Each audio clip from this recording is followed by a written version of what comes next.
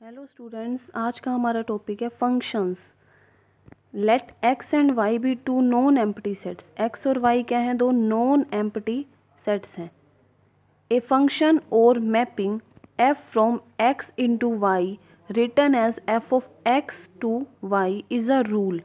ये फंक्शन लिखने का तरीका है, फंक्शन को रिप्रेजेंट करने का। इज़ अ रूल, ये क्या होता है? एक रूल होता है।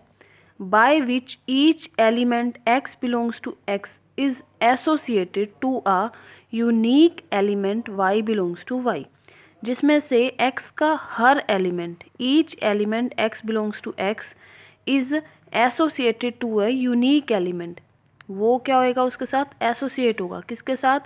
Unique element y belongs to y। x का हर एलिमेंट y के हर एलिमेंट के साथ यूनिकली एसोसिएटेड होगा। मैपिंग कैसी होगी? यूनिक होगी। We then say that f is a mapping of x into y. तब हम उसको क्या कहेंगे कि f की y के साथ मैपिंग हो रही है। मैपिंग फंक्शन का ही दूसरा नेम है। और f is a function of x to y, और हम क्या बोलेंगे उसे? f is a function of x to y. आगे है हमारा exponential function. The function which associate the number of ax to each real number x is called the exponential function and is denoted by fx is equal to a raised to power x। ऐसा function जो किस तरीके से represent हो? a की power x की form में, जिसमें x क्या हो? रियल नंबर हो, उसे क्या कहते हैं? एक्सपोनेंशियल फंक्शन कहते हैं। और कैसे रिप्रेजेंट होता है, कैसे डिनोट करते हैं?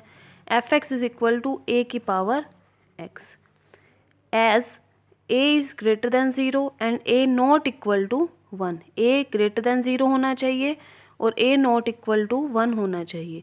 There for the two cases arise. इस एक्सपोनेंशियल फंक्शन में टू केसेस अराइज होते हैं, दो केस बनते हैं।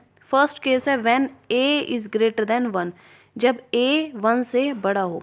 As the value of x increases, जैसे जैसे x की वैल्यू इंक्रीज होगी तो ax की वैल्यू भी क्या होगी? हमारी इंक्रीज होगी। कैसे? यहाँ देखो, जैसे जैसे x की वैल्यू इंक्रीज हो रही है तो ये हमारा फंक्शन है, फंक्शन का ग्राफ भी क्या हो रहा है? इंक्रीज हो रहा है। यहाँ पे जैसे जैसे x की वैल्यू डिक्रीज हो रही है तो फंक्शन का ग्राफ भी क्या हो रहा है? डिक्रीज हो रहा है। और a की पावर x की वैल्यू अगर हम 0 रखते हैं तो a रेस टू पावर 0 क्या होता है? 1। उस केस में यहाँ पे ये पॉइंट पे क्या लाइक कर जाएगा? 0 1। F x is equal to, जब x की वैल्यू लेस देन 0 होगी तो फंक्शन की वैल्यू भी क्या होगी? लेस देन 1, 1 से कम। जब x की वैल्यू 0 होगी तो फंक्शन की वैल्यू क्या होगी? 1। जो अभी अभी बताया आपको कि a की पावर 0 कितना होता है? 1। जब x की वैल्यू ग्रेटर देन 0 होगी तो फंक्शन की वैल्यू क्या होगी? Greater than 1। फंक्शन भी क्या होगा? पॉजिटिव होगा, ऊपर की तरफ इंक्रीज करेगा। जब नेगेटिव होगा तो फंक्शन भी क्या करेगा? डिक्रीज करेगा। In the case when a is greater than 1। Second case है when a lies between 0 and 1, greater than 0 and less than 1। As the value of x increases the value of a raise to power x decreases. इस case में x की value जब increase होगी तो ax की value decrease होगी। And fx is greater than 0 for all x belongs to r।